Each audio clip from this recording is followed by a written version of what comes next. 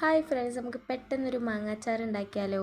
അപ്പോൾ തലേദിവസം മാങ്ങ ഉപ്പും ഇട്ടിട്ട് തിരുമ്പി വെച്ചിട്ടുണ്ടായിരുന്നു. അപ്പോൾ അത് അച്ചാറുണ്ടാക്കാൻ വേണ്ടി ഒരു പാനിലേക്ക് വെളിച്ചെണ്ണ ഒഴിച്ച് അതിലേക്ക് കടുകും ഉലുവയും പൊട്ടിക്കാം. അത് പൊട്ടി വരുമ്പോൾ വേപ്പിൻ്റെ ഇല ഇട്ട് കൊടുക്കുക കേട്ടോ. വേപ്പിൻ്റെ ഇല ഇട്ട് കൊടുത്താൽ നല്ലൊരു മണമാണ്. പിന്നെ ഇഞ്ചി വെളുത്തുള്ളി ചതച്ചതും പച്ചമുളക് അരിഞ്ഞതും കൂടെ ഇട്ട് കൊടുത്തു. ഒന്ന് പച്ചമണം മാറി വന്നു കഴിഞ്ഞാൽ നമുക്ക് നമ്മുടെ പൊടിയിലിട്ട് കൊടുക്കാം. മുളകും പൊടിയും മഞ്ഞൾപ്പൊടിയും. ഞാൻ അധികം മസാല ഒന്നും ചേർക്കണില്ല, അച്ചാർ പൊടി വെച്ചിട്ടാണ് ഉണ്ടാക്കണം.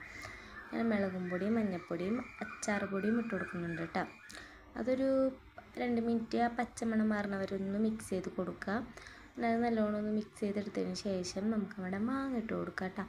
ഞാൻ എക്സ്ട്രാ ഉപ്പൊന്നും ചേർക്കണില്ല, ഉപ്പിട്ട് തിരുമ്പി വെച്ച കാരണം അതിൻ്റെ ആവശ്യമില്ലല്ലോ. അങ്ങനെ ആ മാങ്ങ അതേപാടെ ഇട്ട് വെച്ച് ഒന്ന് മിക്സ് ചെയ്ത് കൊടുക്കാം കേട്ടോ. ഒരു 5 മിനിറ്റ് ഒന്ന് ലോ ഫ്ലെയിമിലിട്ട് വേവിച്ച് നമ്മുടെ മാങ്ങച്ചാർ റെഡി ആയിട്ടുണ്ട്. അപ്പോൾ സിമ്പിളായിട്ട് ഉണ്ടാക്കാൻ പറ്റണത് കേട്ടോ.